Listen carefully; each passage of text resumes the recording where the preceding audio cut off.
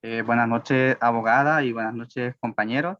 Nosotros somos el grupo número 2, el cual está integrado por Jorge García, José Varela y su servidor Franklin Flores. El tema que pondremos será sobre las diligencias preparatorias. Siguiente. ¿Qué son las diligencias preparatorias? Pues son actuaciones previas al juicio que pueden influir en el mismo o al momento de preparar su inicio. También se puede decir que son una serie de medidas que sirven para preparar un proceso futuro cuando las futuras partes carecen de algún elemento necesario para aprobar o para presentar la futura demanda. Siguiente. ¿Quiénes pueden preparar las diligencias preparatorias? En este caso las puede preparar el futuro demandante y el que prevé será demandado. En este caso sería el futuro demandado. En cuanto al plazo, se estima que el plazo es máximo de un mes. Una vez practicada una diligencia preparatoria, el futuro demandante tiene un mes para presentar la demanda. Si transcurre ese plazo, la diligencia preparatoria perderá su eficacia. Siguiente.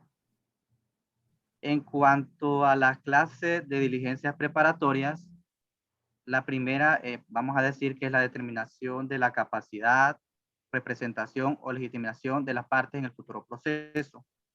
Aquí lo que se busca es conocer quién es el dueño de la cosa.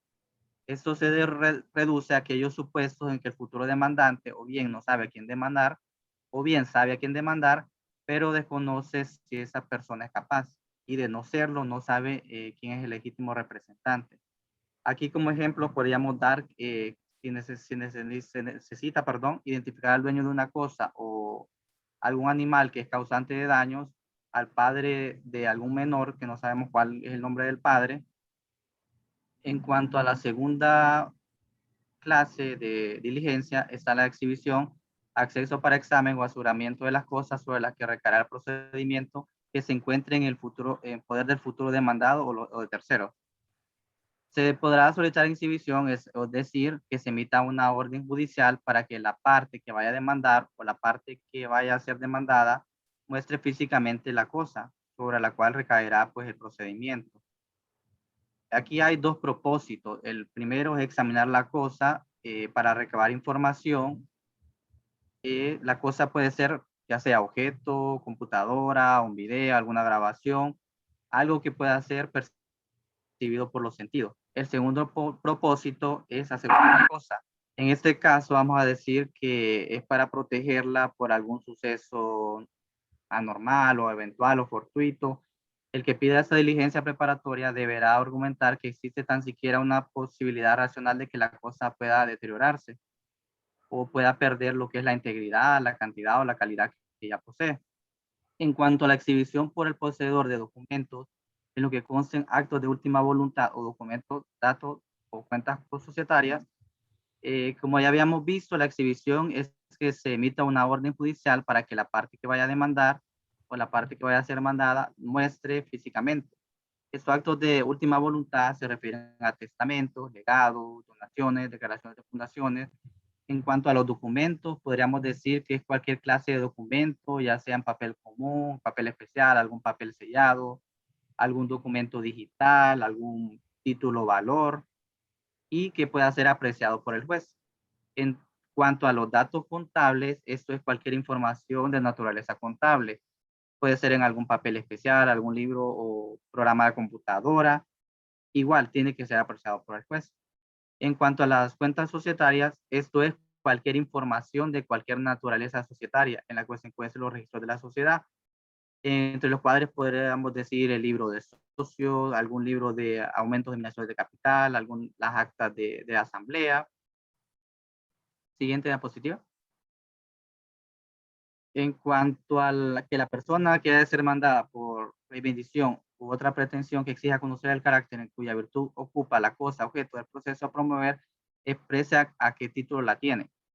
La reivindicación es la acción judicial aplicada a todo propietario para que hacer que se reconozca su título, solicitando la devolución de dicha cosa. Aquí lo que se pretende con esta solicitud es que las personas que tienen en su posesión una cosa que le pertenece al solicitante exprese a título de que la tiene. En otras palabras, que le muestre al juez el documento o el medio por el cual se considera legítimo dueño o propietario. En cuanto a la siguiente clase, que si el eventual demandado tuviera que ausentarse del país, constituya domicilio dentro de los 5 días con el apercibimiento que legalmente corresponde en cuanto a futuras notificaciones, podríamos decir que el apercibimiento es la advertencia que se le hace al futuro demandado. En algunos casos, el futuro demandado puede enterarse de que eventualmente el demandado va a ausentarse del país, el demandante, perdón. Normalmente no es posible detener la salida de esa persona, ¿verdad? Sin embargo, se puede solicitar que previa abandonar el país en un plazo de 5 días que manifieste el lugar en el cual se le podrán hacer las notificaciones o emplazamientos, las citaciones o requerimientos. Siguiente diapositiva. En cuanto a la citación o reconocimiento del documento privado por el que a quien se le atribuye autoría o firma, bajo apercibimiento de tenerlo por reconocido, además se incluye lo que es el reconocimiento de deuda. Aquí finalmente se podrá solicitar al juez o tribunal ordenar citar al futuro demandado para que reconozca ser el autor de un documento privado, ser de su puño y letra, la cual consta de algún documento, ¿verdad? Además, se incluye reconocimiento de deuda, que esto es cuando el deudor admite que existe una deuda previamente adquirida. Ya habíamos hablado que el apercibimiento es la advertencia que se hace al futuro demandado, ¿verdad?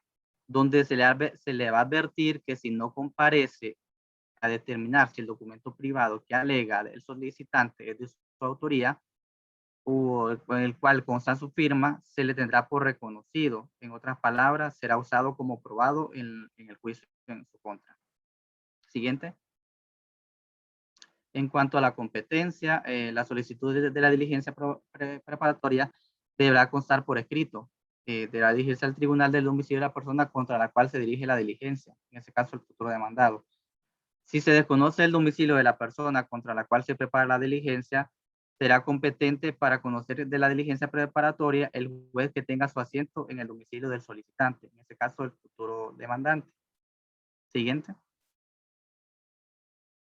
En cuanto al procedimiento, la solicitud, como ya habíamos visto, se deberá presentar por escrito, expresando en ella lo siguiente: la legitimación del solicitante, esto es la explicación detallada de por qué considera que tiene derecho a solicitar la práctica de una diligencia. La parte contra quien se promoverá el futuro proceso, esto es el futuro demandante, y en su caso, cuando el que promueva la diligencia sea el futuro demandado, deberá expresar de quién espera recibir una demanda, el objeto del proceso que promoverá. Deberá el solicitante expresar en qué consiste la demanda y la pretensión a la misma que se pretende promover. Es decir, deberá especificar por qué se acude al órgano jurisdiccional. Aquí también hablamos también de la finalidad concreta de la medida. Esto es, deberá indicar con qué precisión qué es lo que se busca en la medida o qué es lo que se busca, ¿verdad? Con esa medida. Para qué la solicita, los fundamentos que la apoyan.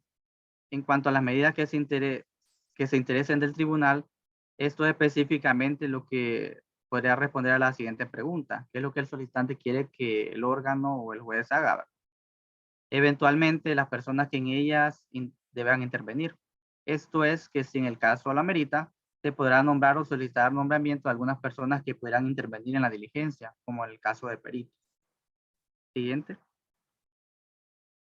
En cuanto a la exhibición por el poseedor de documentos en los que consten actos de última voluntad o de documentos, datos contables o cuentas societarias, solo podrá ser solicitada a quien le considere sucesor o por quien acredite ser socio. Ya como lo habíamos visto anteriormente, pueden ser testamentos, donaciones, títulos valores, algún documento privado, libros contables, libros de socios, etc. Siguiente. En la solicitud, además, deberá constar el ofrecimiento de caución para responder de los gastos y los daños y perjuicios que puedan ocasionarse a las personas cuya intervención sea requerida. Si en el plazo de un mes desde la conclusión de las diligencias preparatorias el solicitante no ha interpuesto la demanda ni ha justificado debidamente causa que lo impide, la caución se perderá a favor de dichas personas. En la solicitud deberá constar el ofrecimiento de la caución para responder a estos gastos, daños y perjuicios que se ocasionan a las personas que hubieran de intervenir en la diligencia. Esto ya sea una garantía bancaria, hipotecaria, dinero. El paso para presentar la demanda o justificar debidamente la imposibilidad posibilidad de hacerlo es un mes. Se entiende que si el plazo de un mes para presentar la demanda termina, la caución ofrecida quedará a favor de las personas contra quien se dirigió lo que es la diligencia. Siguiente.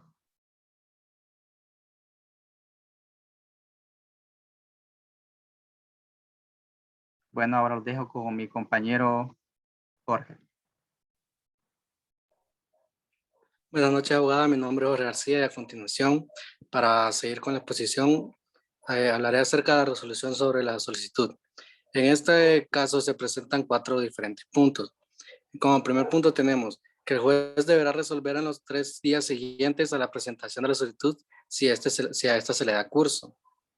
Como segundo punto tenemos que si considera justificada la petición y cumplidos los requisitos exigidos, se dictará autoordenado la práctica de las diligencias interesadas y la fijación de la caución, dando copia de la solicitud y del auto de admisión a los interesados. En otro caso, el tribunal denegará la petición mediante auto que será notificado al solicitante. También se dice que el auto por el cual se decida sobre la petición de diligencias preparatorias solo será apelable cuando ésta las deniegue. Si dentro del plazo de los 3 días siguientes a la notificación de la admisión, el solicitante no presta caución en alguna de las formas previstas en este código, el juez acordará el archivo definitivo de las actuaciones contra esta decisión y ante esto no cabrá recurso alguno. Un pequeño procedimiento que se le da a este punto es que el juez entre los 3 días siguientes a la presentación de la solicitud si se le da curso o decide si se le da curso o se le deniega. Se entiende que estos 3 días serán hábiles por lo dispuesto en el artículo 124 del Código Procesal Civil. Si la petición es considerada como justificada y se cumplen los siguientes requisitos, el juez dictará autoadmisión. Si la petición es considerada como no justificada o no cumple con los requisitos exigidos, se denegará la solicitud mediante auto que por disposición de los artículos 124 y 167 será notificado de oficio al solicitante.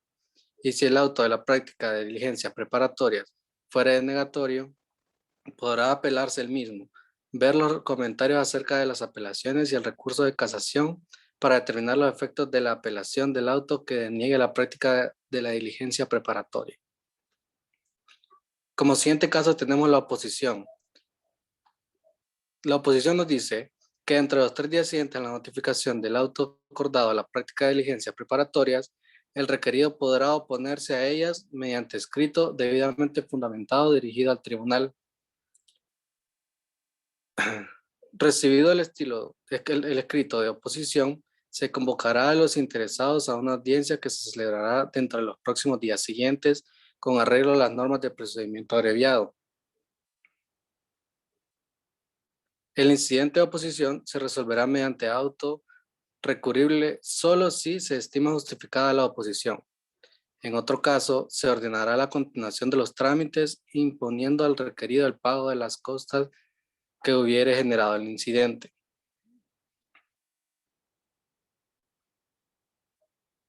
El siguiente punto nos habla acerca de las facultades del tribunal ante la negativa del requerido. Nos dice que si la persona citada y requerida no atendiera el requerimiento para la práctica de diligencia preliminar, el tribunal podrá actuar en 3 situaciones. Situación A, tener por cierto los hechos en que se refieren a las preguntas que el solicitante pretendiera formularle en orden a la capacidad, representación o legitimación del requerido, teniendo asimismo por aceptado los hechos que de ellas se deriven. El hecho quedará fijado sin perjuicio de la prueba, en contrario que pueda articularse una vez iniciando el proceso. También se podrá tener por cierto los hechos cuando el citado correspondiera en forma evasiva o rehusara contestar. En un caso B, se dice que tener por ciertas las afirmaciones hechas por el solicitante cuando se trate de cuentas o datos relativos a sociedades o comunidades. El hecho quedará fijado con la salvedad establecida con el numeral anterior. Y como opción C, se tiene que ordenar el secuestro de la cosa, los títulos, libros o documentos cuya exhibición ha sido solicitada, lo que podrá comprender la entrada y registro en un lugar cerrado en el que posiblemente se halle o el acceso a bases de datos personales o de personas jurídicas. Los títulos y documentación serán puestos a disposición del solicitante en la sede del tribunal. Respecto de las cosas, el solicitante podrá pedir su depósito, conservación o examen, adoptando a este último caso las medidas necesarias para garantizar la integridad de la cosa o la conservación de cantidad o muestras suficientes para posteriores exámenes. Y como punto número 2 a este numeral, se dice que serán de cargo del requerido los gastos ocasionados por la práctica de diligencia preparatoria mediante su negativa. Muchas gracias y les dejo con mi compañero Josué.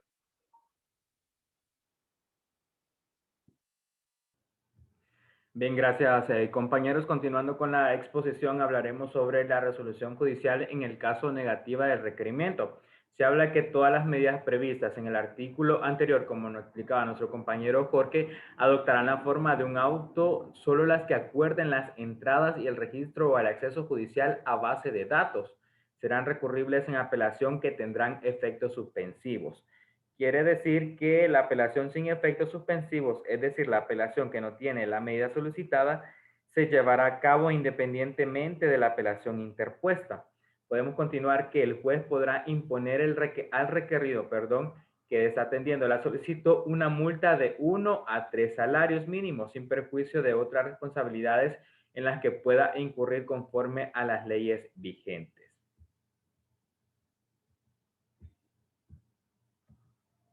También se dice que, según el Código Procesal Civil, en efecto, la apelación se puede dividir en dos. Apelación sin efecto suspensivo, es decir, la apelación que no tiene la medida solicitada y que llevará a cabo independientemente de la apelación interpuesta. Dentro de esta categoría entran todas las medidas que se enmarcan dentro de lo establecido en los artículos 406 y el 411. También señalamos que la apelación con los efectos suspensivos es que cuando el proceso comenzado en la diligencia preliminar se detendrá y estará a lo que decida el primero a la Corte de Apelaciones respectivas. Si el requerido se niega tácita o expresamente, es decir, no atiende a la solicitud del órgano jurisdiccional a cumplir con cualquiera de los casos establecidos en los artículos anteriores, como lo hemos detallado, se hará acreedor de una multa de 1 a 3 salarios mínimos sin perjuicio de otras responsabilidades en las que pudiera incurrir, como ser el delito de desobediencia. Continuando con la aplicación de la caución y las costas, se ha señalado de que, como regla general, el solicitante de la diligencia preliminar pagará los gastos de las personas que hubieran intervenido con las diligencias preparatorias, ya sean los peritos, los gastos de transporte, las costas procesales, las fotocopias, los demás documentos, señalando que salvo lo expresadamente previsto para el incidente de oposición y para los casos de negatividad del requerido, los gastos ocasionados a las personas que hubieran de intervenir en las inteligencias preparatorias serán a cargo del solicitante, como ya se ha detallado. También se ha dicho que a estos efectos, cuando se hayan practicado las diligencias acordadas o se hayan denegado por considerar justificada la oposición, el juez resolverá mediante un auto en el plazo de 3 días sobre la aplicación de la acusación a la vista de la petición, la indemnización y de la justificación de gastos que se presenten al oído del solicitante. Eso sea como fuerte, deberán ser oídos al contrario. El juez resolverá dependiendo de él el resultado de la diligencia, si se practicó o no, si se opuso al requerido por escrito, entre otros. Cuando aplicada la causación conforme al numeral anterior, quedar el remanente de no se devolverá al solicitante hasta que transcurra el plazo de un mes para presentar la demanda. Como regla general, podemos señalar que el solicitante de la diligencia preliminar pagará los gastos de las personas que hubieran intervenido en la diligencia preparatoria, ya sean los peritos, como lo hemos señalado, los gastos de transporte, las costas procesales, las fotocopias, entre otros documentos. Una vez ya practicadas diligencias acordadas o si se denegare su práctica considerar justificada la oposición, el juez resolverá dentro de 3 días.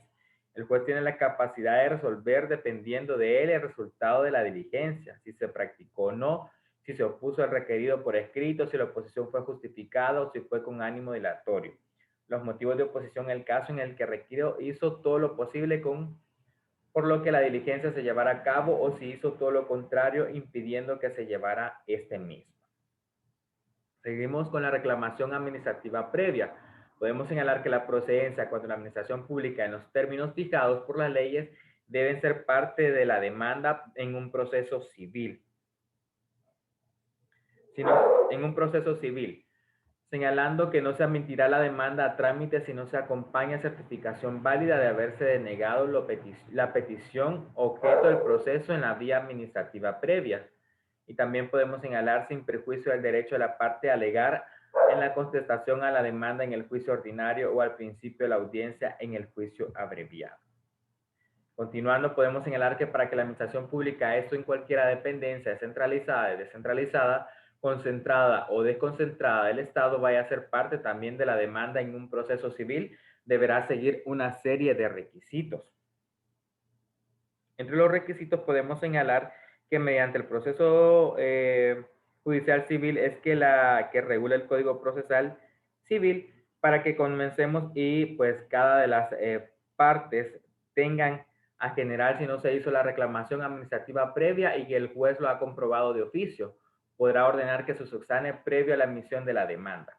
Finalmente, la subsanación bien llevada a cabo al suspender el procedimiento civil esperará que se transmite la reclamación administrativa previa según lo dispuesto en la ley administrativa. Ahora damos paso a la mediación y la conciliación. Antes de iniciar un proceso civil, se podrá instar la conciliación de modo previsto a la ley reguladora de la misma. Del mismo modo, de acuerdo con la ley, se podrá acudir a un organismo de mediación para evitar el proceso. Para que comencemos a comentar este precepto, diremos que en forma general existen dos formas de solucionar los conflictos entre las partes. Una es mediante el proceso judicial civil y la otra es a través de las soluciones no jurisdiccionales, mejor conocidas como los mecanismos.